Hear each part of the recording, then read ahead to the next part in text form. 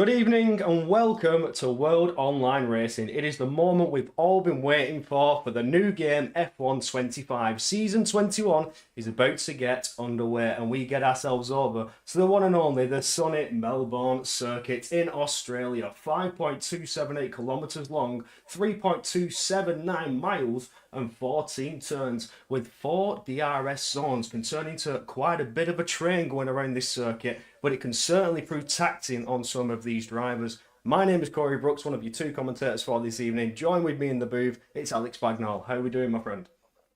Absolutely fantastic. It is good to be back for WR Tier 2. And yes, in Melbourne, always a good place to kick it off and just see how it goes on the new game and this new set of drivers for Tier 2 and when we get into the racing action. But yeah, 4 DRS zones, crucial for moves, mainly down to turn 1, turn 3, and mainly turn 11 as well. Maybe some moves down at turn 9 and 10, like Oscar Piastri and Lewis Hamilton. But yeah, it's going to be a great race, I'm sure of that. And I'm buzzing to get underway with qualifying too.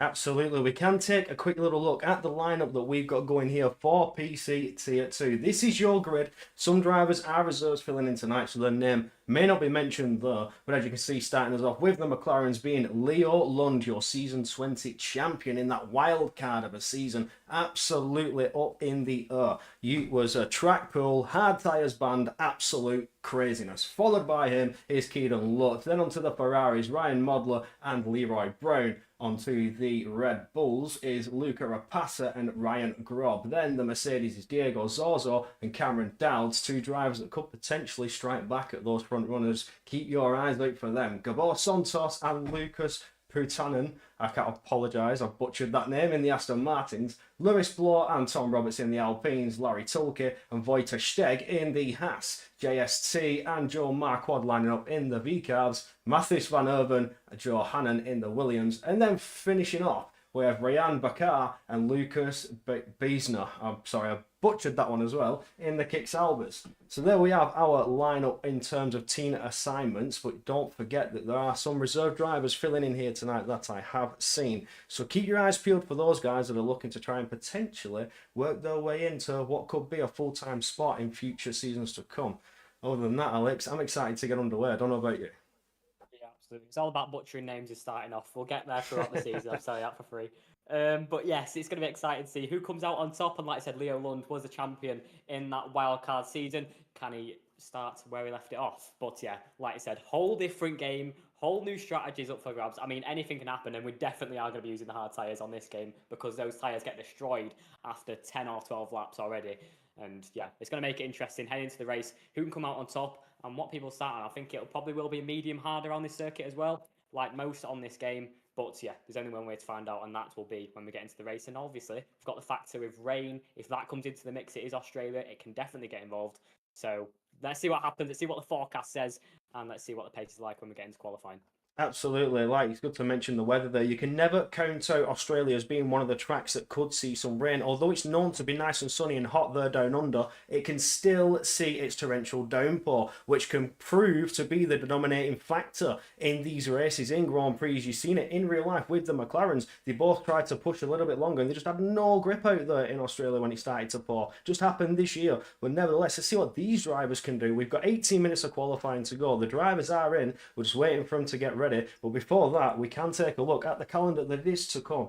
But like I say, right now, Season 21 starts us off down under in Australia. And round 2, we head over to Barcelona. Now, hopefully, as we all know, that nasty bump coming out of the penultimate corner sends you skyrocketing up into the air, can really damage your line and absolutely ruin your race. But we have seen multiple updates come, and potentially the fix is there for Spain. It is back on the calendar, ready to rock and roll in F1 25. Before we go on to round 3 over in Belgium, Spa-Francorchamps, that is certainly going to be a banger. Belgium is always one of the tracks that produces a mighty fine race. And then we get over to the United States. I can only assume that being Texas, doesn't say Miami, doesn't say Las Vegas, just says United States. So we can assume that that is quarter. And then round 5, the first half of the season, we see ourselves at the end of it, the first half, in Monaco, the Monte Carlo. Wow, not something that you see very often. Yeah, absolutely. Monaco is going to be an absolute wild one. Straight after that, we go to Baku as well. I mean, Monaco, but on a faster, more street level. Then obviously So the Silverstone, discard. iconic. And then we go to Emilia Romagna, Japan, then finish it all off in Abu Dhabi. And it's going to be absolutely fantastic. Yes, absolutely. Now we are ready. I'm just explaining to Luke that we are streaming to you on Discord.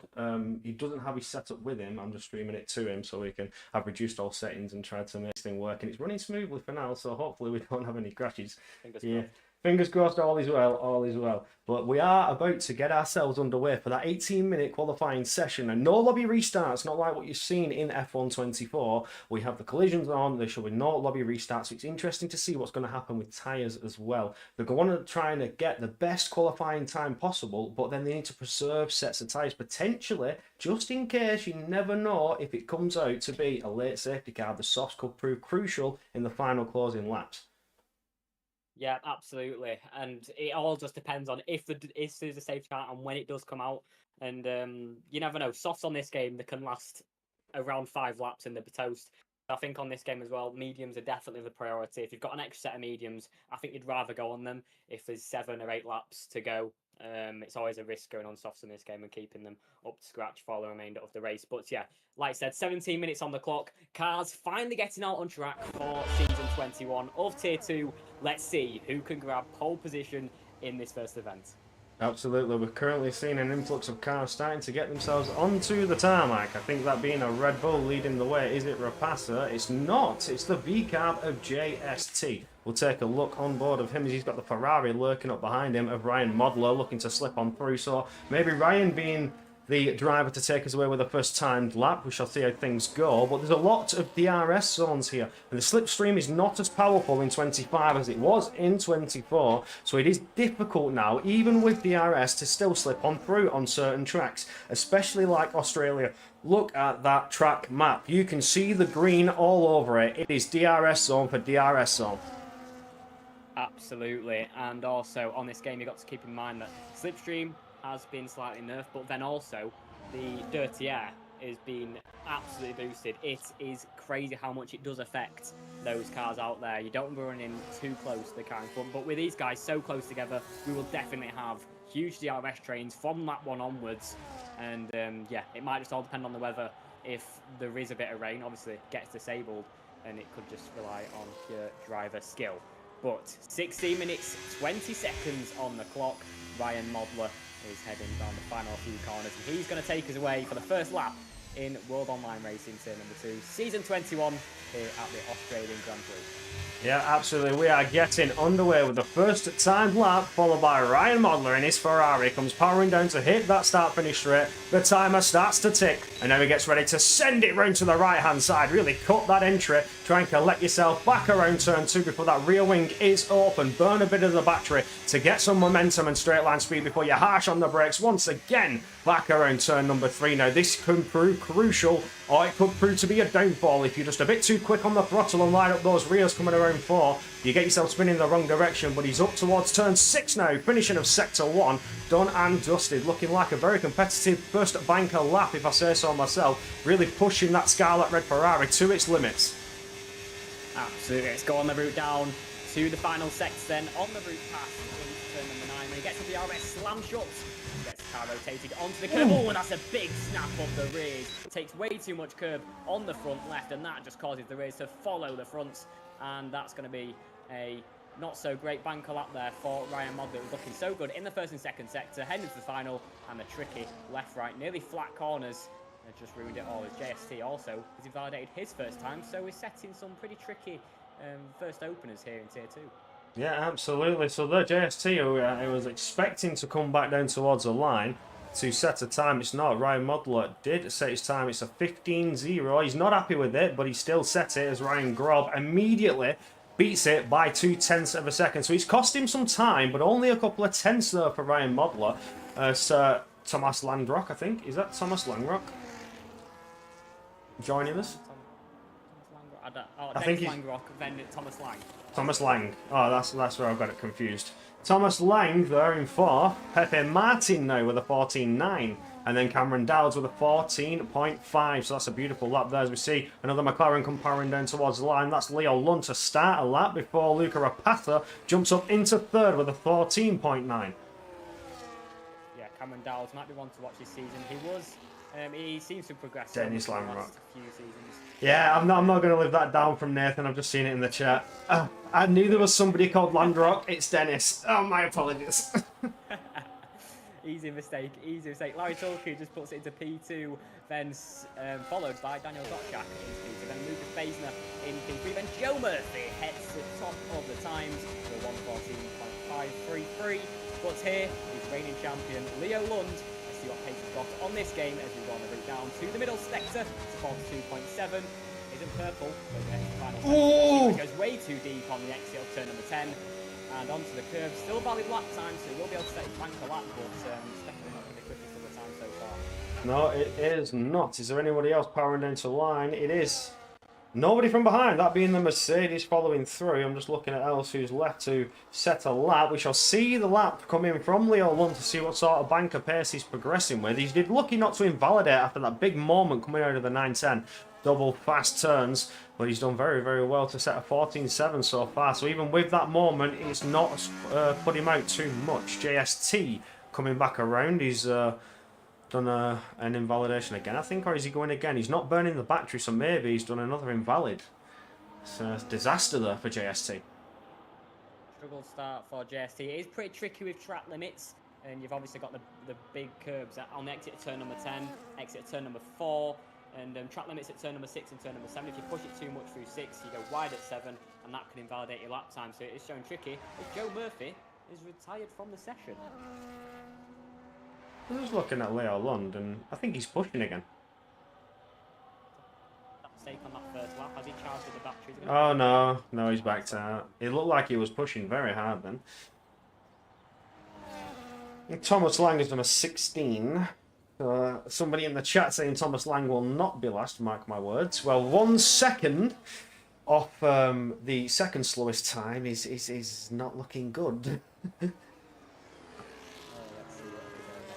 There's been a lot of mistakes in these earlier laps. Joe Murphy obviously setting the fastest lap time so far, followed by Cameron Dowds, who, like I said, is definitely one to watch coming into the season. But yeah, we've still got a lot of laps to come through. We're ahead to a few people still need to set the bank laps as well. So he'll move to the pit lane and he'll get some new tyres on and we'll get ready to go again. So here goes Dennis Landrock. Okay, I got this right this time. Who starts his first timed lap, finishes his out lap, gets himself going down towards turn 1. Nice and, oh, actually, looked a little bit scruffy on the entry. Looked a little bit wider than he wanted to be. Really, really close to invalidating that lap, but didn't, luckily. So he's going to have to set this time, at least get some form of time on the board. Don't leave it all to your last run in case you get that invalidation. But here goes Dennis Landrock now. Around turn number 5, he's about to finish his sector 1, so we'll be able to see what sort of pace he's been setting down so far. It's a 26.2 in that sector 1, and he's invalidated there in turn 6. It's just one of those corners that can catch you out, so maybe that's the problem for JST as well. Coming into turn 6, just cutting a little bit too close to the wall and catching a bit of understeer, and it's pushing you out wide to the gravel.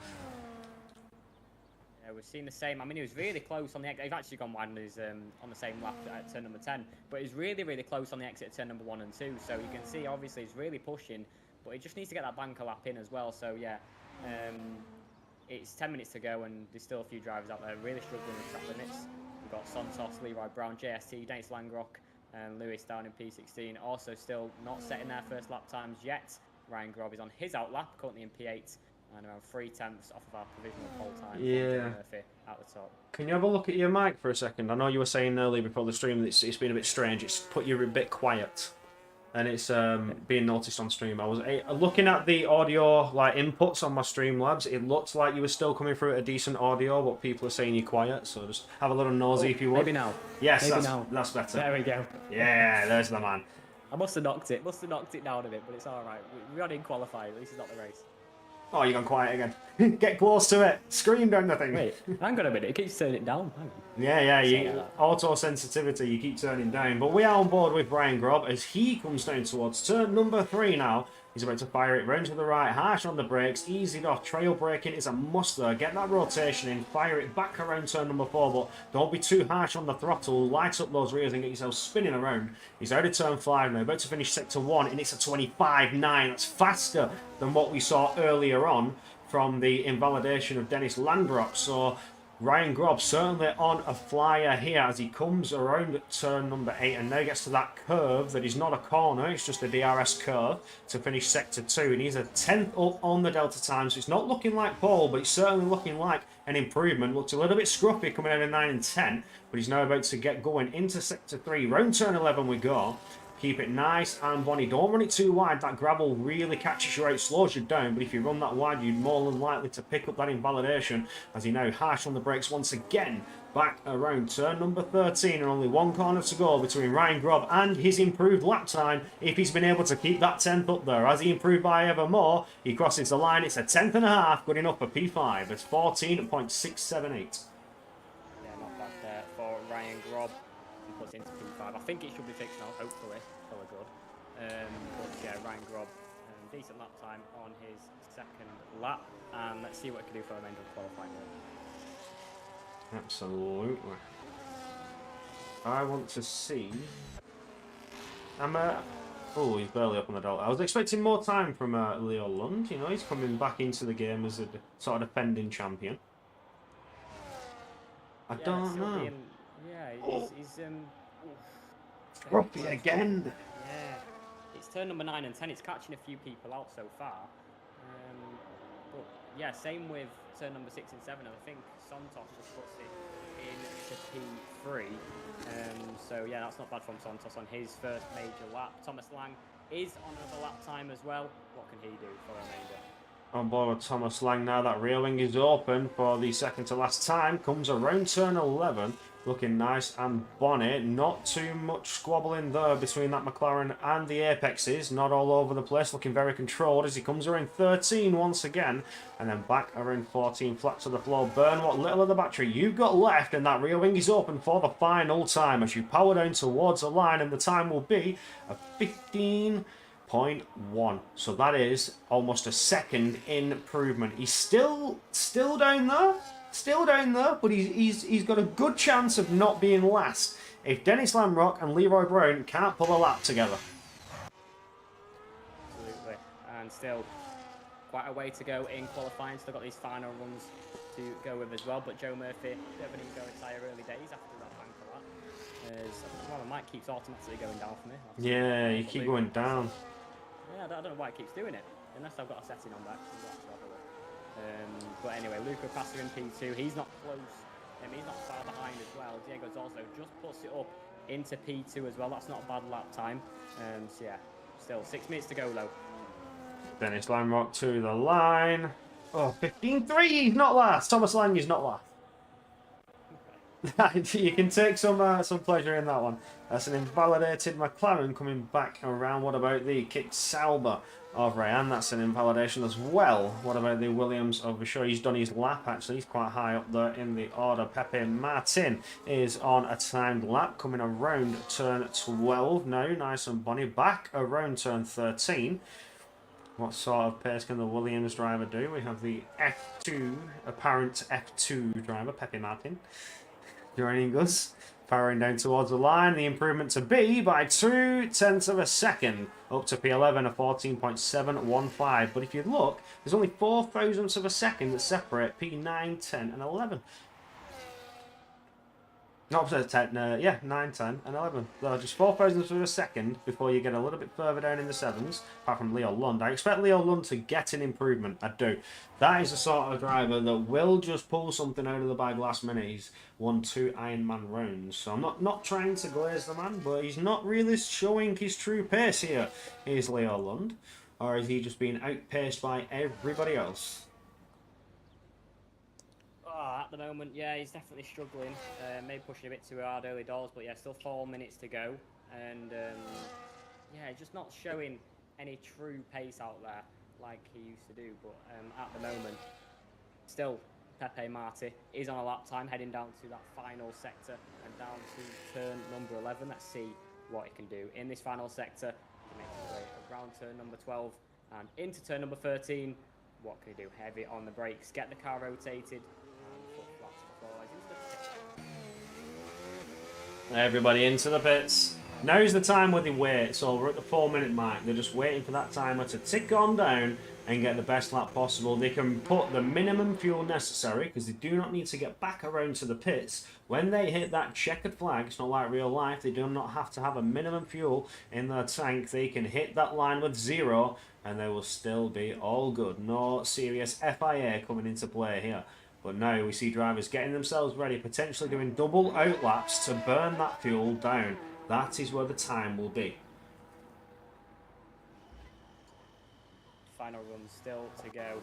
3 minutes. The track is fully evolved as we await these final laps. Can anybody beat Joe Murphy's first lap time out there? Let's see. Let's see what anyone's got as Lucas Baisner is first out on the track.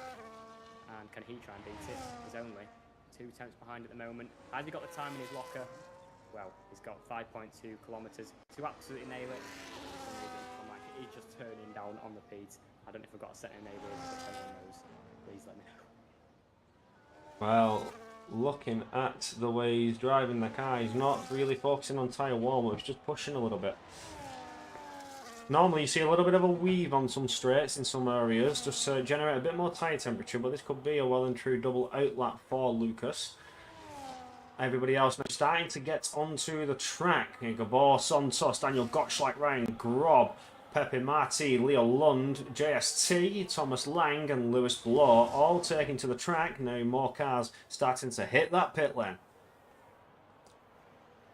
Let's see, everyone coming out for their final runs now, as the track is definitely fully evolved as we await these final runs. Can anybody beat the 0.5? Can anyone try to get to 0.4? We'll have to wait and see. 2 minutes to go. Lucas Baisner rounds out the final corner. And can he improve on this lap time? Let's see. Absolutely. Comes down, hits that checkered flag. That timer starts to tick before he's on the brakes ever so slightly. Firing to the left, instant invalidation. But that's okay. He has the time to go again. He's still got 2 minutes to get back around the circuit. That's an unfortunate first try, first attempt for Lucas. We'll go on board with Leo London, McLaren chasing behind as he comes around turn number 3 now. Does with it well, looking to be fairly squared away. Be careful on the throttle here. Just as I mentioned, there's an invalidation from Leo Lund. God, drivers are struggling here, Alex. Wow. Just pushing too hard, it seems, for you, these drivers, and people struggling with the rear of the car. I mean, it's heading into the higher speed corners, just going way too deep, and it just seems on the brakes a little too early, and on the power also a bit too early. And the rear's just kicking out. Oh, your mic's gone. You got so quiet, yeah. You was on a roll then, and your mic just started to slowly drain you away. That was so unfortunate. We're on board with JST, who's not invalidated, but had a very scruffy first sector, and is just dispatched of sector 2 now, a 10th, barely a 10th, or just 1,000th away from it. So it is an improvement. It will only be good enough to see him potentially P13, unless sector 3 has got something to offer this V-Carb. He comes around turn number 12 now. Gets himself ready for 13, harsh on the brakes, get that rotation and back on the power as fast as possible. Try and get every 100th, every 1,000th that is needed as he powers down towards the line, hits it, and it's P9 with a 2.5 tenth improvement. Lucas, I think, though, is coming back down to start his second attempt before we see more cars crossing that line. Thomas Lang coming down towards the line, sets an improvement, but stays exactly where he is. He's not happy with that one. I think we saw a Williams improve there. Pepe Mati, as I think, who was that? Diego Zorzo. Somebody's jumped up. Oh, Gabor Santos with a new pole time by 0.2 of a second. Joe Murphy has virtually retired a bit too early there. I'll jump on board with, I think that's Dennis Langrock. Yes, it is. Coming out of the final few turns to see what sort of pace we can get from the V-Carb driver. If he's going to improve, has he got 10th? I don't think he has. He stays exactly where he is with no improvement to come his way. We have a McLaren, Mercedes even coming towards the line, that being Cameron Dowds. He's on a 15.5, and is there an improvement to come? No, there's not. He spins it into the wall. He's not happy with that one before we're followed by the Red Bull of Luca Rapassa. It's got to be. Is it an improvement? It is not to be for Luca Rapassa as Leroy Brown crosses the line and stays where he is. Nobody's finding time apart from Diego Zorzo, who takes Paul away from Gabor Santos by the finest of margins. 0.5 tenth separating the two. That just came out of nowhere. Absolutely mega job there. 14.2 is absolutely phenomenal. And oh wow, can anybody else set a promising lap time? Ryan Grob is coming round the final few corners. Can he try and challenge for the top spot today? Round the final corner go. And on the power with the DRS wide open, can Ryan Grob put it on P9 only? And not bad at all in the 14.5s. Well, there we have it. That is qualifying done and dusted. Diego Zorzo out of nowhere takes that pole away from Gabor Santos, but we missed it that Leo Lund had improved to a 14.4. He lines up on the second row. Joe Murphy with an early retirement, feeling safe with that 14.5, was not safe at all. Drops down to P4, but he's still on the second row. Good chance to strike for the front runners in the opening closing laps. Luca are passing fifth with Lewis Bloor just lining up behind. Vershaw, who I know is not Vershaw, but I don't know who the name change is, is in P7, and we'll get back to it when we see the full order. There we have. So Cameron Dowd in 8th, Ryan Grob and Pepe Marti lining up 9 and 10th, with Daniel Gottschalk, Lucas Beisner, I think I've got it right that time, is 12th, and Ryan 13th, JST 14th, Larry Toolkit, Leroy Brown, Tom Roberts, Ryan Modler, Thomas Lang, and Dennis Landrock. So Thomas Lang, he wasn't last, but there is a 5-place grid drop for 2 drivers, so we are going to have a lobby restart because there are grid drops. Hopefully that gives me time to sort out my mic, because I need to put a gain lock on. I don't know how to do it. So, figure it out. Yeah, grid drops means lobby restart. Grid drops means lobby restart. So I'm going to bring you back to our commentators booth, and we'll just have a quick chat for a couple of minutes. Absolutely. But yeah, close. It was close. 14-2, 14-3 within 600th. I mean, into the race, we should expect some very close DRS trains. I kind of want a bit of rain. Don't know about you, to show a bit of skill with the drivers, but I mean, time will tell. Yes, absolutely. I want to see some changing conditions because I think that will really separate the drivers here. Who's got the skill to do it in all conditions? I mean, Australia, with all these DRS zones, you turn that off and then it is just literally down to driver's skill. Who is the fastest in these turns under certain conditions? But again, even if it's just a little trickle of rain, tyre management's going to be a must. It's going to be everything. The tyre degradation in this game alone is crazy. You've seen it all over the place. It goes up and down. You don't know whether 2 stops fastest, 1 stop fastest. We've theorised, Alex, that 1 stop here, medium hards, is going to be the way to go, but we haven't accounted for any other sort of strategy, just the 1, medium and hards. If they were to start on the hards, where could that lead them? Yeah, I feel like it'll be all about when you stop if you start on the hards, and the medium runners as well compared to the hards, because obviously they stop earlier, they get the undercut on the early hards compared to the actual hard runners themselves. Anything is up for question there. But it'll be all about how much of an undercut they get on the mediums if someone does start on the hards, then the mediums. But it all depends on the pace you have. If you start on the hards, you're very confident with the pace. But I think mediums is a no-brainer if it is going to be a full dry race. Yeah, absolutely. If you start on the mediums, get them done and dusted and out of the way, you can really burn away some of that fuel. The car won't feel as heavy. It's a bit more taxing on the tyres in that first opening stint. You settle into your pace, you get into that second stint, run the hards to the end, and hopefully it all goes your way. But again, the tyre management through that hard stint could be crucial in the final lap. Your rival ahead of you, has he got a bit less worn tyres than you? Has he managed the tyres better than you have? That's the questions that you need to ask yourselves in these situations. It becomes a mind game between drivers. You'll see them follow in a train for quite a lot of laps without taking any chances, risking for any moves, but then the perfect opportunity will open and they'll snatch that position away without them even realising what happened. Yeah, do we need to keep in mind as well track limits here? Because we've seen a lot of people struggle with them in qualifying, and is that going to show in the race? I mean, a lot of people going very deep at turn number 9 and 10, people going deep at turn number 3 and 4, and 6 and 7, and even turn 1 and 2. Track limits could be vital come the end of this race. So it's things like that we need to keep in mind, keep an open mind about. If it's wet, that could make them struggle even more. Push a bit too hard, you might go very deep. And yeah, I mean, it's keeping it consistent on this track. With track limits, and keeping in the DRS is going to be critical. 4 DRS zones, if you lose it, you are going to get dropped instantly. And only time will tell. Only time will tell what can happen. But it's a very interesting race and track to kickstart the season with. We've got a massive, mega calendar. We've got Monaco and Baku back to back. That's going to be chaos when we get to it. But a long season ahead. Let's get a smooth ride into it. Let's have some nice overtaking, and let's see who can win and come out on top. But anything can happen. Anything can absolutely happen. And Corey, what's your predictions for the race? For this race, oh, it could go either way. Like, I mean, Gabor Santos showed some mighty pace there to try and challenge for Paul, but Diego Zorzo just snatching it away. It could be a battle for the ages because I'm not going to count out Leo Lund from just waiting for an opportune moment and then snatching that win away. He wasn't quite there in qualifying today, struggling with the track limits. Like we say, running it wide. They're just struggling with those white lines. And it could go either way for me, Alex, I think. I have pulled up the graphic again for the calendar so you can take a look at where you think some drivers may excel and where some drivers don't. If you are a fan of certain drivers, you know how they drive, especially engineers, can plan this accordingly. So things get a little bit interesting. But I'm most excited to see what happens in Monaco before we finish off the first half of the season. Like you say, we have Monaco and Baku back to back. This is going to get interesting, Alex. But they do have that one little week break in between after Monaco. We do have a week break before we come back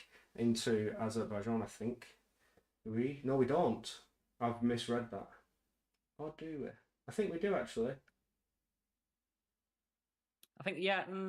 Yes, we have a week break. Yeah, I've read that right, correctly. Yeah, right. we do have a week break halfway through the season. I was doing the dates over in my head, doing a little calculation. I'm glad the camera wasn't on for that. You would have seen me look completely puzzled and perplexed as we look on to Baku coming back at the 1st of September. This is where things are going to get a little bit interesting, a little bit spicy. You know, it's one of those tracks that you just can't afford any slight mistake. Anything could go anywhere here in Baku. I feel like it's a calendar as well. It's very diverse. You've got all sorts of tracks on there, and I feel like it's definitely going to show throughout different drivers' driving style, skill set, and what they prefer. Because you go from like to Spain and Belgium to Monaco and Azerbaijan, and it's a huge mixed bag from the low speed tracks to the very high speed. Here at Australia, it's a very high speed track, an average of 244 kilometers an hour. Then I mean, it's so difficult to process because I feel like on this game as well, a lot of people do try and opt for the same similar tracks. I mean, obviously, a LiDAR scan tracks, but Spain next week, like you said, should be interesting with the few bugs that have been there. But I mean, yeah, it's a huge mixed bag. I think it's definitely going to show who's got the biggest transferable skill set and driving style, and who can keep it consistent throughout every single race. And yeah, long season ahead. 10 races, 10 rounds, and it's going to be a fantastic battle for the championship. Yeah, absolutely. It's funny you mentioned Spain because Diego Zorzo, as I've seen him take victories here, and that is his home Grand Prix. So he's a pole sitter here today. Could he take Australia and then take his home Grand Prix? That would be a season opener for the ages in season 21, especially on the new game cycle in F125. We've been waiting a while to get this underway here in WOR. We had our social races quite a few weeks ago, so you had your first little taster of what is to come in F125. But this is it, the real McCoy, the big deal. We are here for season 21 for PC Tier 2. Now, the drivers are almost fully in. I believe we've had some drivers with some issues to F1 Ebony's round 4 quarter. I believe round 4 is quarter. It says United States. Now, it doesn't say Miami or Vegas. So I'm assuming that we are quarter with it just saying United States. So I would fully presume that it is Texas. Yeah. Again, I'm excited to see where things are going to go for round 1. We are still waiting to see drivers come in. I think they've got issues. Yeah, somebody's having issues. Somebody's having issues. The PC died. We are 19 strong and still waiting for just one more driver to grace us with their presence. But I will take another quick look at the lineups. You can see the drivers and what teams they will be driving in. We have some reserves filling in for today, but of course Leo Lumpkin and McLaren, Ryan Modlett, Leroy Brown, the Ferraris, Luca Rapassa, Ryan Grob in the Red Bulls, Diego Zorza, Cameron Dowds, Mercedes, Gabor Santos, and Lucas Putanen, I'm going to get that right one day, Aston Martin. Lewis Bloor, Tom Roberts in the Alpine, Larry Tolkien, Wojciech Steg in Haas. I know Wojciech Steg's name because the guy sent me a voice note, so I know how to say that one. JST and Joel Markwood in the V Carbs. Mathis Van Erven and Johannan in the Williams, which I believe could be the two drivers of Vachon and Pepe Marti in the lobby today. And then the kicked albers are Rayan Bakar and Lucas Bejna. Oh, I think we're almost ready. Are we almost ready? We have 19 still in the lobby. Come on, guys. Let's get going for season 21. Oh, I'm excited for the racing. The social races, I mean, there was a bit iffy in stages. Obviously, a lot of people pushing, not taking it as serious as the main race. New setup. I am away from home at the minute. I am at my dad's, so I've got my mic with me. We've got past the issues. I've locked it, so the audio should be fine for the race. Thank the Lord. But yes, we are here today for some more fantastic racing. But yes, anyway, to be fair, like you said, I love people to send me voice notes of how you pronounce the names because I butchered a few the other day as well. Nathan took the mick out of me for that. So yeah, if you do get your name wrong on this stream, make sure to message us and let us know for the next few rounds because I am very northern and very much out my pronunciation for the next few streams. Yes. But, yeah. Everyone get in. Let's get going, folks. Come on. Yeah, I gotta agree. We are very, very northern up here in this commentary booth in PC Tier 2 for this round. Very northern. Please send us voice notes. It makes it so much easier. I don't have to look at it and try and spell it out in my head and absolutely butcher and desecrate your name. I mean, you deserve the respect to be called your name properly and not just a butchered pronunciation that I believe it to be. We are still 19 strong. I think one driver is having real bad issues because we're still waiting for them to get in here. And I think if I can just have a little bit of a nosy, I might be able to figure out who it is we are waiting for. We are waiting for a VCAB. Isaac Hadja. Wait, Thomas Lang.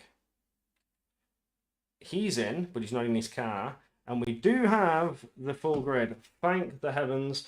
We are back to 20 strong drivers. The grid will finally be set properly. So everybody gets in their order from qualifying. You saw the 5-place grids pop up at the end. That is thrown completely out of the window. We're going to ignore that. That's irrelevant right now. What the position you start when you cross the line is the position you will be. The end results meant nothing. So when I give you a full description of where people will be, some of it might actually be wrong. I'm not entirely sure. We'll figure that out when we get into the race and we get the first lap underway, because that's where everybody's going to be challenging for those positions anyway. Qualifying done. We've seen a lot of mistakes on the drivers, but we just get wound into the season. Let's get underway as what's going on. Nothing in the chat. That's forever gonna be a butchered name now. You can't hold it back. But yes, let's see who makes mistakes in the race, who can capitalize, who can keep it consistent. 10 rounds, 10 chances to win. Let's go. Yes. Nathan says, move your mic closer. Let's see if that does some form of fix. Is it the mic on your headset? It's not. It's actually not. Oh, it's not. Okay, so that not. makes no difference whatsoever. He's actually got I'll send it up again, so that might work. I don't know if it has, but is it any louder now? Maybe. Is that a wave by any chance? It is a wave. It is a Elgato Wave 3.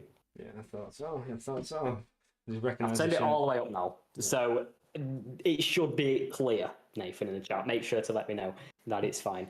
Could you just sit down with it now? I don't have a seat. I'm not even gonna lie. There's no chairs here, so I actually can't. This is actually not an option. I will stand for the full hour. Temporary setup for Alex. Temporary setup for Alex. We'll be back next week. Don't you worry. In my main setup, we'll be back. Just bear with me. Bear with me a week. I couldn't miss this first round though. I couldn't miss it. No, absolutely not. And it's certainly going to be a banger. What I can confirm is that the drivers are going to the track. Your waiting is now well and truly over. The race is about to get underway. 29 laps of the Melbourne circuit in Australia. And I don't know, but hopefully we get a bit of mixed conditions. It can always introduce a bit of spice into the race. There's nothing wrong with that. Yes, absolutely. Let's go. 20 seconds on the clock. Let's have some fantastic racing. And, oh, wow, let's see what can happen. Is there going to be rain? Let's see when we load in. I'm hoping for maybe a dry to wet or a wet to dry. Please send me a chair. I'd appreciate it. Well, we are to the track, and it looks dry for now. It looks sunny and glazing and dry. It looks okay. too out of place, but never say never. There's 29 laps to go, still a long race ahead of us. Absolutely. And long way to go.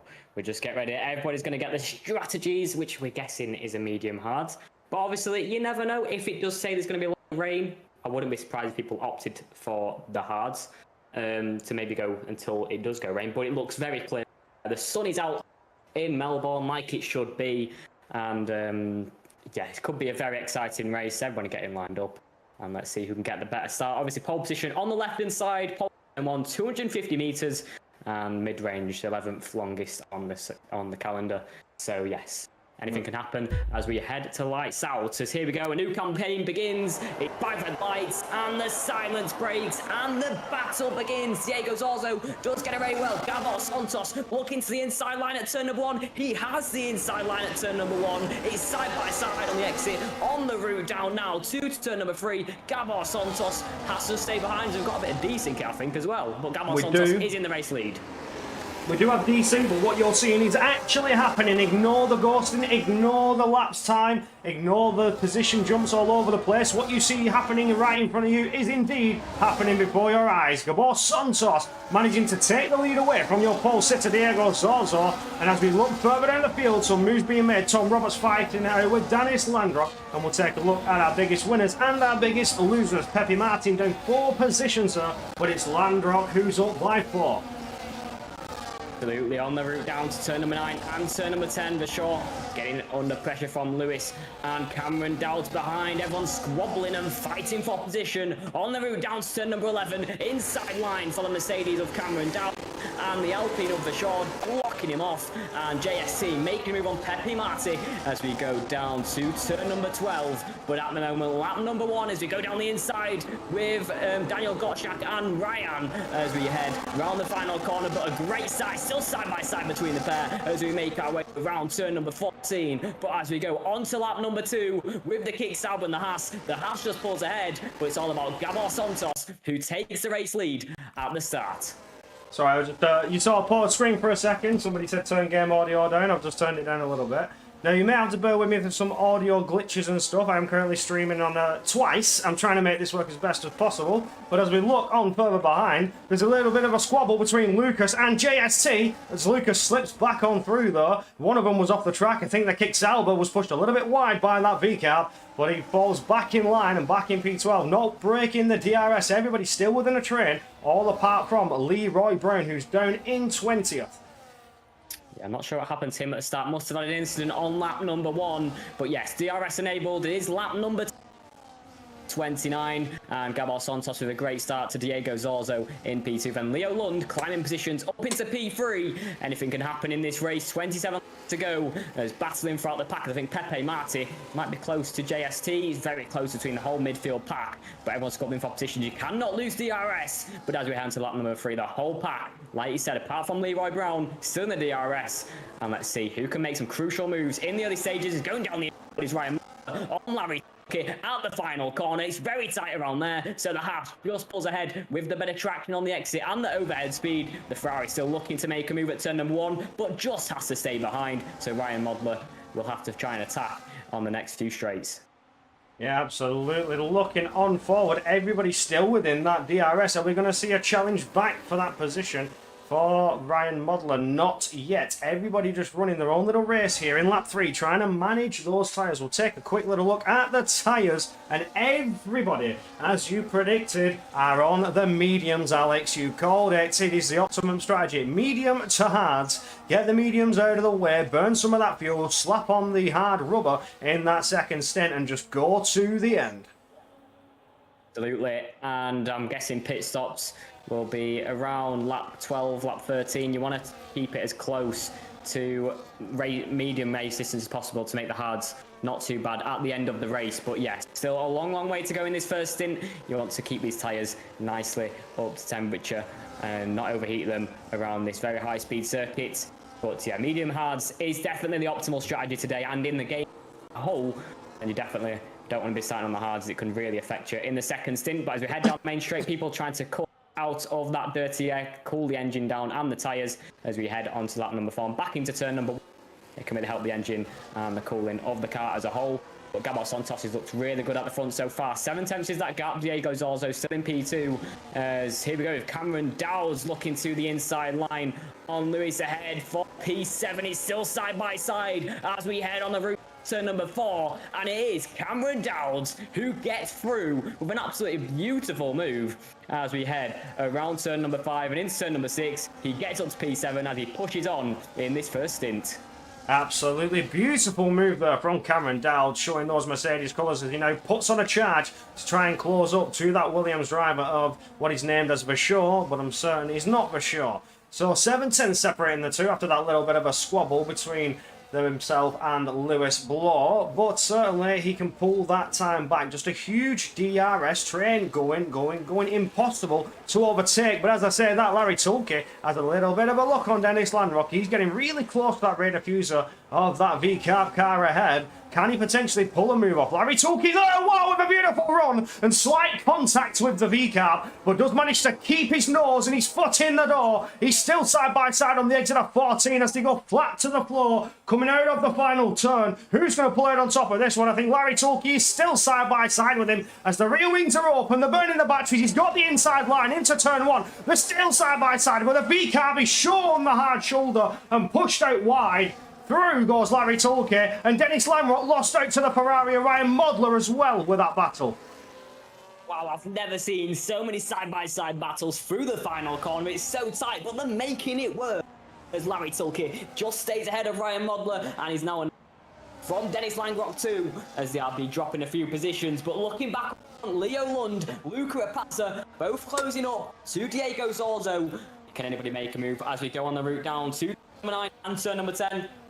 Don't think they can this time around, but on the exit turn number 10, has anyone got a good exit? Making mistake. So far, Leo Lund just staying ahead as we're looking further back once again. Ryan Modler. Okay, battling and fending off one more time. Is going way too deep into turn number 10, nearly onto the gravel. Is Ryan Modler in the further up? I think Cameron Dowds had a bit of an issue as he went on the exit. Tried to go for a move on the shore, hasn't paid off there. But still, this battle with Larry Tulke and Ryan Modler is definitely hotting up. And Modler making a few mistakes on lap number 5. Cannot carry on like this, otherwise he will massively be under pressure from the cars behind. But looking back up front, here comes Leo Lund, looking to the inside line, just not close enough as we head to turn number 1 and 2. Absolutely. Lap 6, Leo Lund's getting a little bit racy here, getting those elbows out. He's looking for an open door. You see the drivers start to move out of that slipstream, out of that tow, because that hot air is just going to heat their engines up. You get to about 130 degrees engine temperature and above. You start to, or is it 140, I think, and you start to lose acceleration and straight line speed. You cannot risk overheating that engine. Stay well and truly clear out of it. Keep it at the optimum temperature and make sure you can maintain your speed. Leroy Brown picks up a 3-second time penalty. He's having a disaster first race here in season 21 for PC Tier 2. 21 seconds behind and add 3 seconds to that one. Absolute disaster start for Leroy Brown here in Tier 2. Leo Lund putting the pressure on Diego Zorzo. Can he dive to the inside line? At turn number 11, he takes a look, but still just too far behind as we head into the braking zone once again. When they got pace to get through, just still not close enough to nudge down the inside as he still looks towards the inside, maybe trying to make Zorzo defend or put a bit of pressure on him, wait until he makes a mistake. But as we head to lap number 7, Lund's got the pace, Zorzo under pressure. Let's see if he can make the move on lap number 7.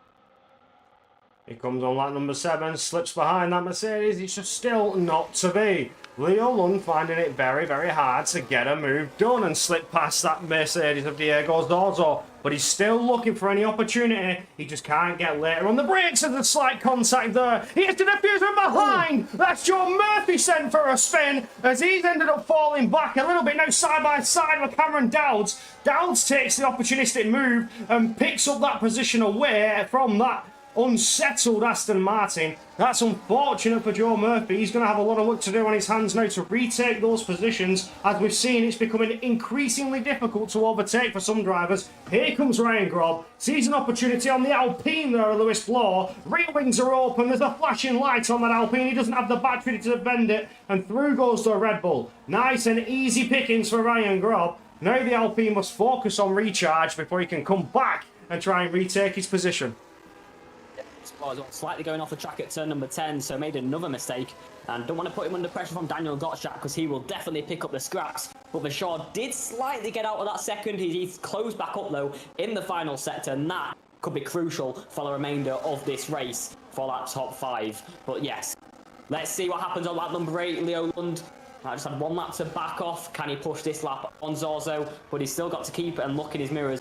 Luca is setting some good pace in the early stint, but at the moment the front pack separated by barely anything. But this train goes on lap around this flat on the circuit.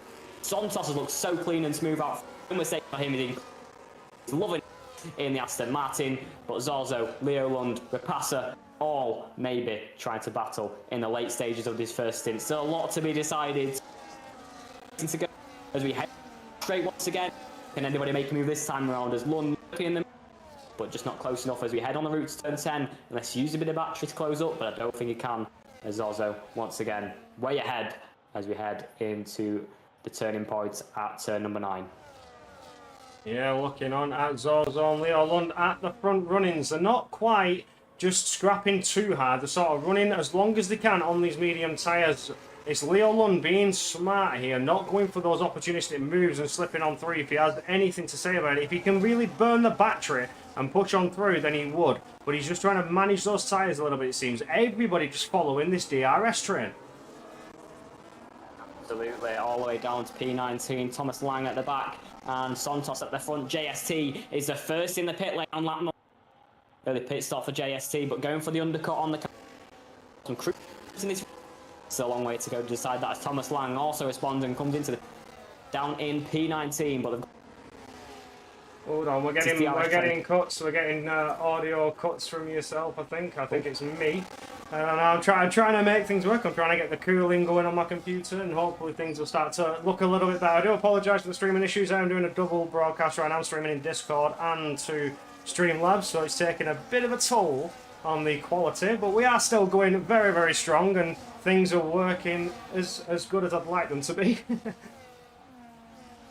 Gotta do with what we got, but as at the moment, just still settling into this first stint, late first stint now. Mistakes, I won't be surprised if they do start to creep in with the lower grip on these tyres, and running in this dirty F for so long can really affect that engine overheating, like you said. So yes, one thing to keep in mind. But first few pit stops happening. JSC and Thomas Lane's in it as we head into lap number 10. Yeah, they are in and looking to implement an early stop. Go long on the hard compounded tyre. We can see that there. JST and Thomas Lang will benefit from an undercut, but at what cost? As we see more drivers dive into the pits there, being Vachon, John Murphy. We have Daniel Gottschalk, Ryan Modler. It's not Ryan Modler. It's Ryan. Larry Tulke, Dennis Limerock, all going in for those hard compounded tyres. Now is the time for some drivers, but I've seen them go as long as 11 laps here in Melbourne, Australia. So is that the way to go? A couple of laps extra for that extra tyre life at the end of the race to benefit and make the overtakes when they're needed the most. Yes, absolutely. As Leroy Brown has retired from the race. Disaster start to the season, disaster opener for Brown after that early incident. And we'll have to go again next week when we get back, reset the mind, and let's see what the pace is like for him there, see if he can score any point. But yeah, lap number 10 out of 29. P12 downwards on the hards, P11 upwards, still on these 9-lap old medium. And let's see if any of these front guys are going to come into stop. Santos still out front, Zorzo in P2, Leo Lund, Luca, who's going to be first to call it in the pit lane. Absolutely staying on board with Leo Lund to see which of these front drivers are going to call it. Now, we have seen the teammates of the McLaren go into the pits as well as the Aston Martin, and there they go. There's the call. They're all diving in now, trying to benefit as best as they can. Cameron Dowd staying out. Ryan Grob also following suit, going longer, and then further back, some other drivers choosing to stay out for one extra lap. Pepe Martin, Tom Roberts, Ryan Modler, and I think that is it. Everybody else into the pits. Yeah, I think Cameron has made a bit of a mistake there. He should have pitted one lap earlier because he obviously couldn't pit on that lap in a double stop, as likely pointed out by Jonah Martin. In the... So yeah, Cameron's going to have to stay out that extra lap and lose a bit of time to the people on the undercut. Santos still out front on those hard P2 for sure in net P3, but let's see what happens with these top 5 when they do come into stop, surely at the end of this lap for the remainder of the long stint on the hard compound as Cameron Dowdge has to stay out another lap. Let's see how much that's impacted him heading into this second stint. Looking on at Gabor Santos, who is the net race leader, having completed his pit stop strategy. Diego Zozo, pole sitter, looking to try and close back up that gap that was 1 second, and he's now dropping in tenths with that DRS aid. There's nothing Gabor Santos can do to defend against it. There are 4 of them to use on this circuit. Absolutely, closing in once again. As JST and Joe Murphy, I think, swapping positions as well, down in P11 at the moment. Dowd's, Grob, and I'm sure Roberts, Pepe Marti, and Ryan Modler are all going to come in to follow as they have. So all pit stops done. 5 seconds to go is diving down the inside. Leo Lund on the a bit of carbon.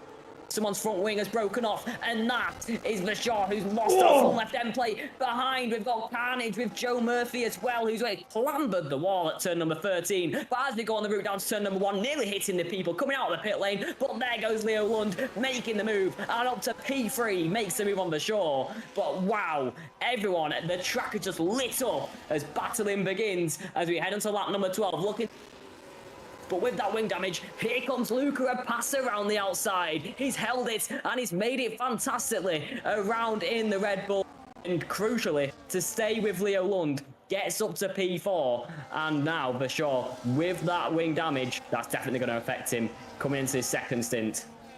Yeah, it really is. That's going to cost him massive time, especially in these fast corners coming here towards 9 and 10 now. He's not going to have the grip one way. He's only going to have it the other as he tries to get it round there. You see just how much slower he is as that Haas of Daniel Gottschalk comes right up on his tail and may have a beautiful run now going down into turn 11. He doesn't. He plays it smart, but further back we have Lewis Ballor, who's going to the outside line, trying to get past Ryan. But Ryan shows him the gravel, and through goes Cameron Dowdge in the Mercedes. Was wasting no time with that and picks up the pieces. Beautiful stuff there from the Mercedes. Up to P8 as look at the gap from the front two. 3 seconds to Leo Lund behind. Is really affected. Can Leo Lund try and close in on the next few laps? But with them two in that 4 DRS zones, it could really affect him in not catching up at all. So the front two have a massive chance to run away on now. Jack takes a 3-second time penalty. Here comes Joe Murphy on JST, as I think JST is letting them go. I'm not sure if he has damage, but there, dropping through the order is the RB down to P13. Yeah, he was not fighting that one. He's just let everybody go through and tries to stay crucially within that DRS, but he is 7 tenths away from it. Looking through the order now, you have a 1 second gap from Vashar, and that's it. That's the only break in this trend until you get to the bottom end of the field. Everybody's starting to catch back up now as we see Cameron Dowd slip on through on that kickstart by Ryan. Makes it very easy with the DRS. Now flat to the floor, tries to catch up to Daniel Gottschalk and Vashar, who will certainly be coming to blows when we get around onto lap 14 on the start-finish straight DRS. Absolutely. Cameron Dowd just seems to have no mercy for any drivers out there. He loves to make the moves and make an impact in the race. I've noticed on this game so far. He actually makes a slight mistake, goes a bit too deep into turn number 13, bit of commentator's curse. He's now under pressure from Rayan in behind number 1. But now Rayan needs to look in his mirrors as Lewis the inside line, but just too far behind to make a move. Lap number 14, we go round once again, and just over half race distance in this race as we head through the middle sector. And Gabor Santos Sorzo 2.4 seconds clear of Leo Lund for the Joe Murphy and Ryan Grob. Oh, Ryan Grob really going for it though. He's pushing him wide, almost off the track is the Aston Martin. Sorry to cut you off there, your mic was cut in and it was a beautiful battle ensuing. Ryan Grob does slip on through. Absolutely, finally gets through on Joe Murphy and up into that top 10. Further behind, Lucas Baisner and Joe Murphy. As Lucas Baisner just easily gets through on the straights. But as we head down to number 10, Ryan Grob always further ahead. Look at. Oh! There goes Vashar. He's been hit, he's been spun, he's been sent packing and falling down the order to P15, potentially, as Ryan Modler forces him that way. That was a huge moment, but there's more moments coming your way where Cameron Dowd and Lewis Bloor. Cameron Dowd is through to P6, and he's now looking at Daniel Gottschalk, but there's a 3-second gap from Gottschalk and Rapata with all those incidents that have just happened. What has just unfolded? Damage, damage, carnage here on lap 15. Just wow, no words for that at all as we head into lap number 15. As Joe Murphy is retired from the session in the pit lane, and disastrous race on him dropping through the order. Wow. Yeah, crazy stuff, Bert, crazy stuff. I'm trying to keep my eyes on this mid-pack because they're the ones that are making all these aggressive moves, trying to regain the time that is lost as JST also retires from the session. He's had enough. He's suffering from damage. We saw him let all the drivers through, and there's no recovery coming his way. It's Cameron Dowd's making a move on Daniel Gottschalk with a 3-second time penalty. Flies through before turn number 10. He's making up positions like nothing and already up into that top 5. What a race it's been in this second stint for Dowds in that Mercedes. Flying through the orders. Thomas Lang makes a move on Dennis Landgraf for P15 in behind. But yeah, Cameron Dowd's an absolute charge. He is making time, and if he can continue to push at this pace, he's just going to pull everybody along with him. This could be the moment you see the gap start to close up. As you see, it's already 4.1 that was what was once a 4.7 is now closing down with Cameron Dowds leading this train from P5 back. They're just going to keep exchanging DRS if Daniel Gottschalk can get close enough and help Dowds along in chasing these front 4 runners. For sure, retiring in the pits, not surprised with that major incident we just saw. He's going to have a disastrous recovery. But Larry Toolkit, 3 seconds behind Dennis Landrock, he's still in the race. Yeah, absolutely. It's midfield pack. Everyone's hotting up, making the moves, trying to get any sort of points they can in this first round. And for sure, of the race, the bottom 4 of Joe Murphy, Leroy Brown, JST, for sure, all retired. And yeah, need to go again next season. As there's Brian Grob making a on the exit turn number 6 and 7 as Luca Rapassa just making a move on Leo Lund. As then these guys try to close in on the front 2. The gap is actually just fallen under 2 seconds, so they've managed to take a second out, but it's taken them a long while to do it. Work together, could definitely close in. Yeah, you see Rapassa benefiting from that double DRS zone, that being in sector 2 coming to sector 3. Those zones, it's double detection just as much as it is, well, I think it was. Oh no, it's not. It is not double. Is it double detection in sector 1? In sector 1, I'm pretty sure it is. So I think we have 2 double detection zones, yeah. So yeah. On the exit of 14, on the exit of 12, sorry, you pick up the DRS, and then there you have the double detection points. So Jack West would like to see the tyres, and there you are, my friend. You can see them on the screen. So we have some undercutting, some going a little bit longer. But the beneficial drivers being those at the front that have been running for 6 laps now. I think they boxed on lap 10. And then you have drivers like Cameron Dowds, you have Ryan Grob, Tom Roberts, Pepe Marti, Ryan Modler, all going on lap 11, running a little bit longer, choosing to try and benefit with the extra tyre life at the end of the stint. Luca Rapassa and Leo Lund are absolutely flying here. They've gained another 5 tenths in the first few sectors of this lap. Here comes Leo Lund. He's getting DRS. That's going to help him manage that gap as we head on the route down to turn number 11. It has opened a bit more. 2 out front following each other through once again, but Leo Lund will get the DRS on the route down to 11 once again. But yeah, they absolutely are flying. Working with each other well is Lund and Rapassa. So let's see, as we head to the final 12 lap, if they can gain on Zorzo and Sontov and maybe challenge for the win in this race. I mean, it'll be crazy to say if they do make it stick, but so long way to go. They've got the pace to do it. Just don't want to take too much out of the tyres in doing so, but they've Well, they are in their respective teams. Leo Lund in his McLaren and Luca Rapassa in his Red Bull. These two have been known to, well, they're working together nicely now and here. But in the past, we've seen them come to quite a few blows in races. They were once rivals, but here they are working together to what could be another little bit of a scrap between the two for the race victory, providing they can pull that time back. the gap nearly falling under a second. It's close as we head to the detection point. 16, I think it's just over. Oh, we've got to see if he gets the rear wing open here. We are all eyes on Leo Lund. Is that rear wing open? Yes, it is. He managed to pick it up and he's dragged Rapassa with him. They both have the DRS. Burned a bit of the battery, did Leo Lund, to make it possible, but possible it was. Now he can recharge. You see he's dropped a little bit of time as he does put his car in that recharge state. But he's back within 1 second again as we come down towards turn 11. This is beautiful driving from the McLaren and the Red Bull as they try to chase down these front two runners It is your pole sitter in P2 and the driver that would have been pole in P1 leading the charge. But nevertheless, look at how close Leo Lund is getting. He can almost touch that rear diffuser of Diego Zorzo in just a lap's time. I reckon we shall see some battling.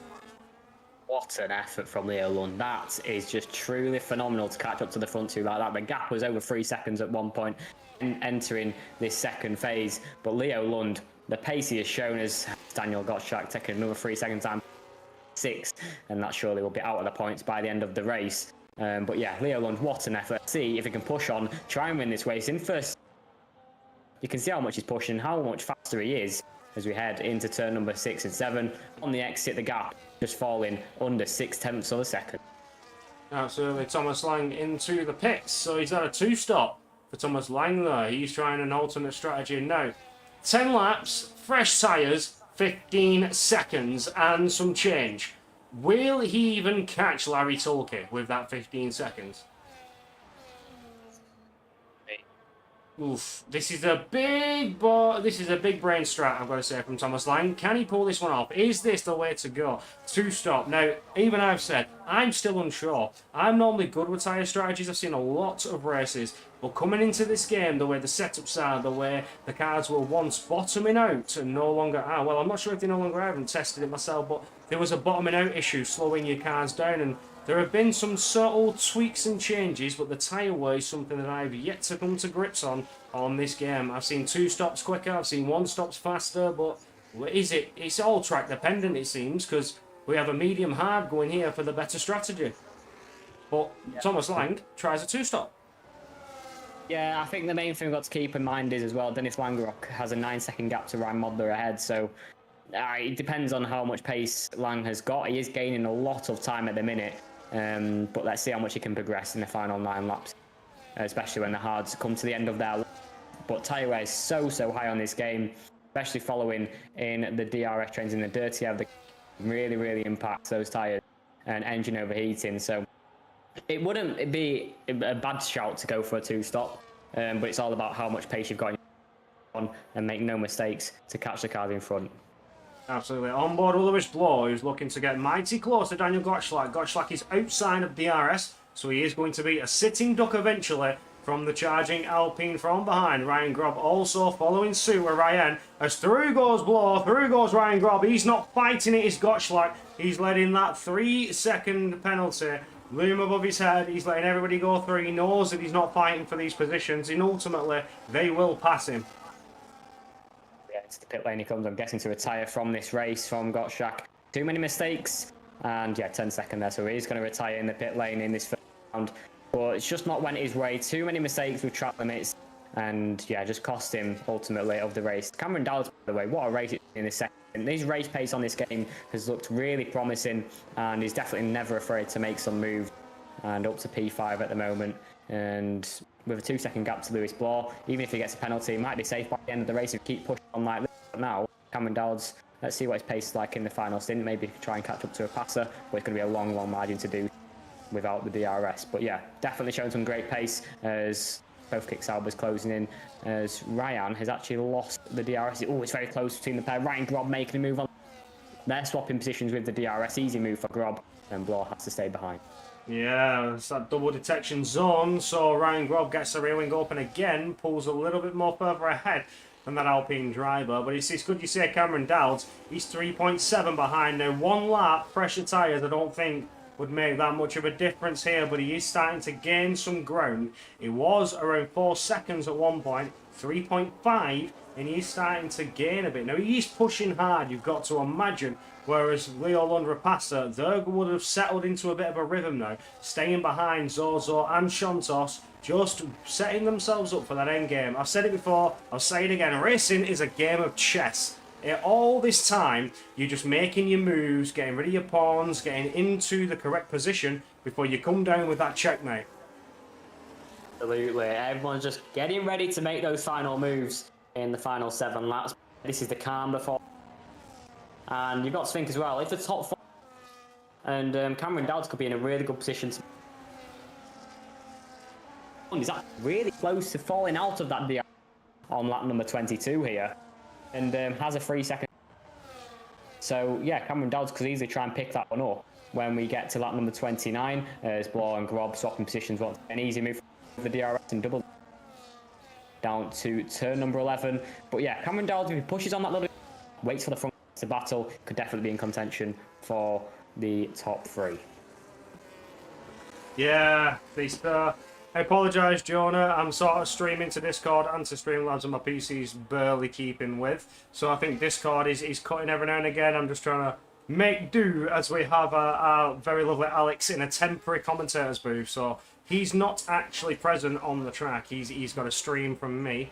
But we're making it work. We're making it work. And it's only for this week. He couldn't afford to miss this race. Nobody could. It's the season opener. You do not want to miss a season opener. Back in the full flow, but at the moment everyone's still just waiting to make these moves. Cameron Dowds, the gap still just lingering around 3 seconds. If he can try and push on here, could massively impact the final stages of this race. As Ryan Grob and Lewis Bloor surely going to swap positions once again when we head down the back straight.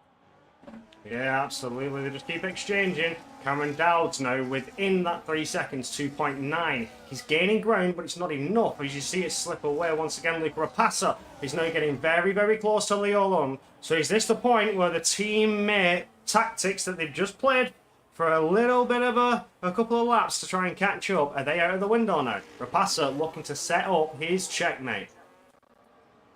Absolutely, absolutely. And Leo Lund, yeah, does appear to be struggling a little bit more in this.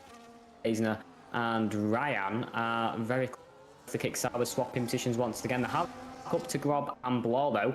So when we're heading to the final stage, he's going for the. Oh, Tom Roberts really pushing for it though, yeah. Back onto the main straight, very close between the pair. Roberts still in the DRS. I don't think he's going to be close enough going to turn 1 though, with both of them in that DRS. Yeah, that double detection zone helping everybody well. And you can make an overtake, but if they're within the DRS of the car in front, they're straight back behind you, ready to take it back. Looking at this, it's just had a major screen freeze. I don't know if you saw that on stream. That really caught me off guard. I'm gonna be real, Joe. I'm doing right now. I'm holding my fan against my computer to try and keep it cool. I'm holding a fan to my computer right now because it's getting mighty warm. Ah, well, tough near the end. No, we're close. We're close to the final lap. We're getting there. We're getting there. Ryan Grob and Lewis Bloor closing and swapping once again. Yeah, they just keep exchanging. They just keep swapping it round. Dennis Langrock has left the session after he sat and waited and watched on for a little bit after his retirement. But as we look to Ryan Grob, and still look at the time for Cameron Dowds, it's another half-second gain. Not enough to catch the front, but maybe, just maybe, if he got that in a lap, he can do it again. Absolutely, and it's just fluctuating as well. So, I mean, yeah, still a relatively long way to go in terms of form. Push on in this one, and anything can happen.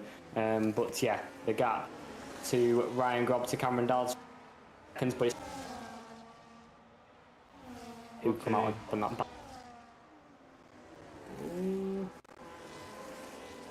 I never know when the moves are going to come now. This is where things are going to get interesting because the DRS is such... It's not really able to aid you as much unless the car ahead doesn't have the DRS. It's one of those, but Leo Lund is starting to push a little bit harder now to catch up to Diego Zorzo. Zorzo's recharging that battery. You see the flashing light on the Mercedes. So Rapassa's dropping away a little bit. He needs to try and catch back up because, like we said, this DRS is just too powerful. Nobody's getting in any position to overtake yet. It's practically impossible. Yeah, I think Luke Rapassa also might want to make a move on Leo Lund before the final few laps because with that 3 second time penalty, it could challenge for the win, could Luke, if anything goes his favour on lap 29. But yeah, Leo Lund's just in the middle with that 3 the race, but still. Oh, Thomas Lang, 3 seconds. Unfortunate for Thomas Lang. He is technically finishing last, although we had somebody say that he will not finish last. I believe he will, unfortunately. He's got a time penalty and he's 4 seconds back from Larry Tulke. It's just not been his day for Thomas Lang. Yeah, absolutely. Been disastrous for Lang. Let's see if he can go again next week. and improve from here in Spain. But yeah, still 3 laps to go. And Cameron Dowds, look at that, 1.5. Cameron Dowds really pushing hard now. You can see them. They're within striking distance. Half a second again. Is Cameron Dowds going to be able to pull this out of the bag from out of nowhere? That 1 lap extra fresher tyres making the huge difference here. Yeah, I'm guessing around 6-7% tyre wear difference between himself and the cars in front. It is major. And obviously has that race pace as well in his favor. 1.4 is the gap. Can he get DRS by the end still? Oh, it's going to be close. It's going to be very close. But it's now all going to be about fighting for the top 3. I just think he's a bit too far off. A bit too far off. Maybe next lap for Cameron Dowds is the time to start striking, as we see Zorzo moving out of that hot, dirty air, trying to keep that engine cool, because now is the time to start preparing for the final push to the checkered flag. 2 laps to go, 3 including this one if you want to get technical. But after this, it's all guns blazing on the penultimate lap, setting themselves up for the best position possible for overtakes. Cameron Dowd still just chipping away at that time, but it's still not DRS worthy as we come down to the detection zone once again. I think he's just too far away, or is he going to get it?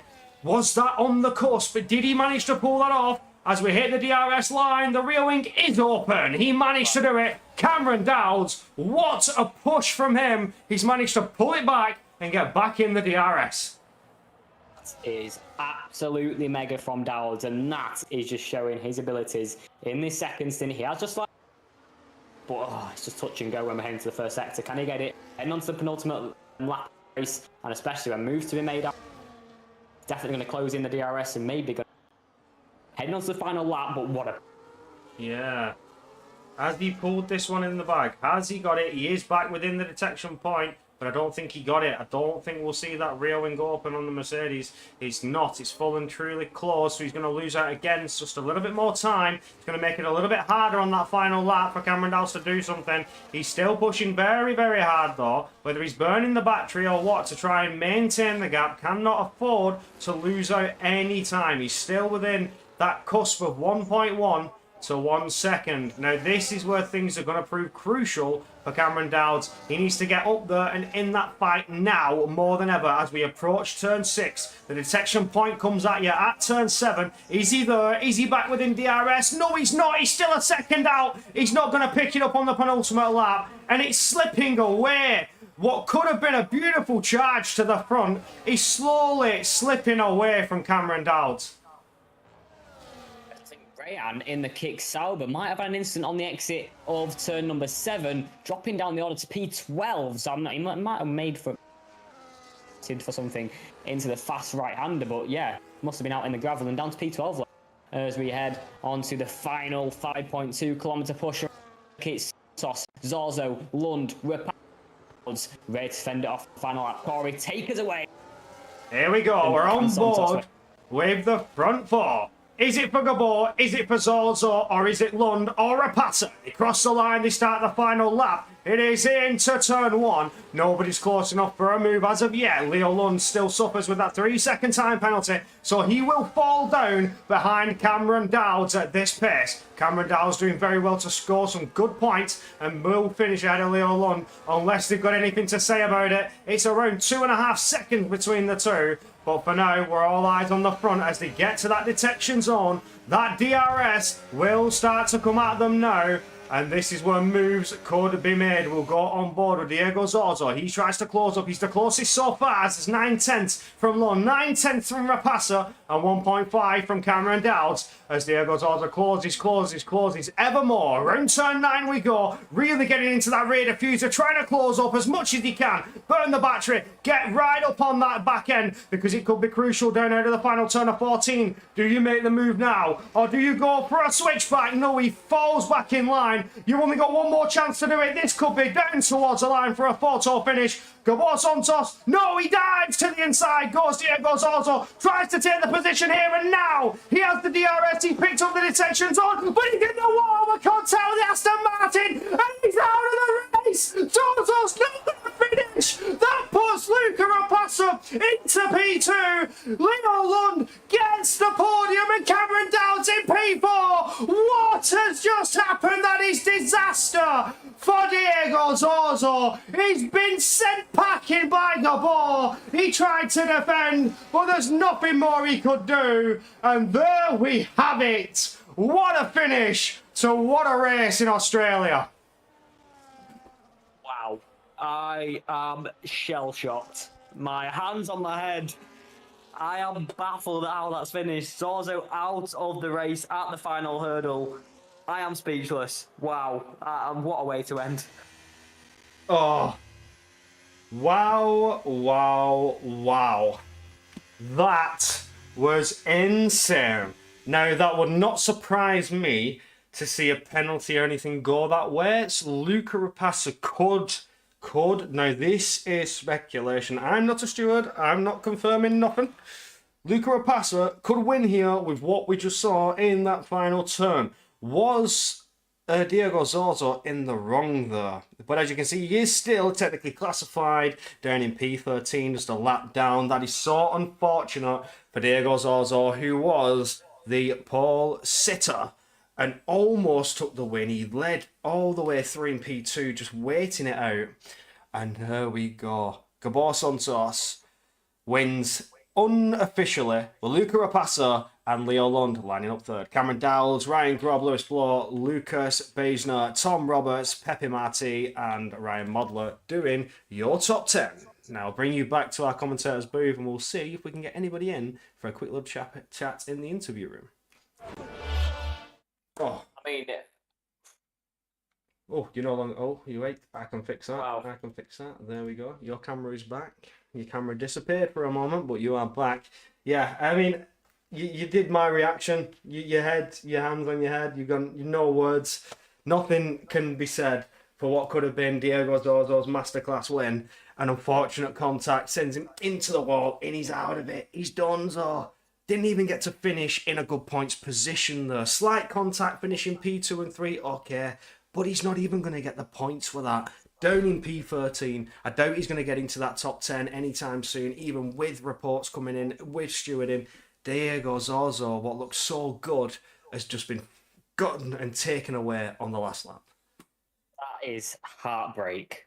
Absolute heartbreak for Zorzo. That side-by-side photo finish, he's ended up in the... I mean, absolutely speechless of how that's just ended. I'd never expected that high onto the final, down to turn number 11, but it went right down to the final, side by side, and taken away. It couldn't have ended. I did not have that scenario in my head. And Haynes is... Are we going to see something similar to that? Oh, I think... Could you Wow. turn your sensitivity down on your mic a sec? I think that's the mic cuts. I think it's your sensitivity. Because you're moving perfectly fine. I can see your lips moving, but the audio's not coming in. I think it's oversensitivity. But we are waiting patiently to see if anybody's going to come for a quick chat in the commentary room. And we shall see. Can't see channel. Huh? Ah, so that's Luke trying to fix some stuff. Luke just needs to fix some rolls. Luca Rapassa cannot see the channel as of yet, but him managing to get that P2 unofficially. Unofficially. We never say never. Stu's reports as such. So we'll wait for Rapassa, who will come in for a quick little chat, but could potentially be your race victor. We'll come back to that next week with an updated standings. A lot of mic issues. I apologise for today, guys. We'll be back next week in full flow. Alright, Everything will be myself. fixed on my normal setup. I Yeah. mean, yeah. Well, it'll be all sorted for next week in Spain. It should be a lot smoother, and I'll give it my best. I'll give it my best like it should be. But yes, hopefully we can get some interviews in for that absolute chaos on that final. I do believe we will be having Rapassa. He's just Luke is fixing the roll so they can get into the waiting room, and we do have P2 Luca Rapassa joining us now. Luca, well done so far on getting that podium. I've just got to ask you one thing. Did you get a front row seat on that at the back? What just happened there on that last lap? Honestly, I have no clue. I'm like, some people are saying it was Gabo with Zorzo, other people saying it was Leo with Zorzo. So I don't know what exactly happened, but I don't really care. Gave me an extra position, so yeah, quite happy. Qualifying there, how were you feeling in qualifying? We saw a lot of drivers struggling early on, getting some invalidations, track limits, just running with the understeer. What do you think that is? There's been a recent update to the floors as well. Do you think that could potentially have impacted the way some drivers were struggling today? No, not really. It's just really difficult on this track with some track limits, like the high speed chicane in sector 3. That's really RNG with the curves, so you don't. It's a 50-50 if you get screwed over or not. So I think Uh, people got screwed with that mostly. well, congratulations on the P2, unofficially, of course, and we shall look forward to seeing you next week. I'll pass you on to Alex for any questions from him. Yeah, I mean, heading to Barcelona, I mean, what are your thoughts on the track? Obviously, recently updated bump as well. Hopefully, it is. But what are your thoughts heading into next week? Yeah, it's a decent track. I quite like Barcelona, so yeah, I'll just try to do the best I can and get one place higher than today. Finally, from me, what are your expectations for the season and what's your aims throughout the 10 rounds? My aim is to win the championship. Yeah, I'll just see how it goes. Of course, it's a good start, but we've got still a lot of rounds to go. Thank you very much. That's everything from me, but congratulations out there today. Thank you. And I think we have nobody else waiting for an interview unless I look at the waiting room. No, that being the tier 3 guys in that waiting room. So I think that is us done and dusted. A huge thank you to Rapasa for joining us for that quick little chat. And Alex, thank you for joining us tonight. Even though you've done the best of your ability, I've done the best of my ability. Even my PC couldn't keep up with that. There's just too much streaming going on. So my end has got a couple of issues as well. But we've done the best that we could. Again, thank you for making do and also joining me for this round one, Alex. Couldn't have done it without you, my friend. Not a problem. I mean, thanks for trying your best. We tried a few issues, but next week it'll be smooth running. Absolutely. Be sure to join us next week in Barcelona with a much updated and smooth running stream, and we'll get a better camera angle as well, as Alex will also have his own eyes on the track and be able to call out a lot more for me as well. We'll be able to see everything. Things are going to get cooking here in Season 21 in PC Tier 2, so be sure to join us next week, and we shall see you next time.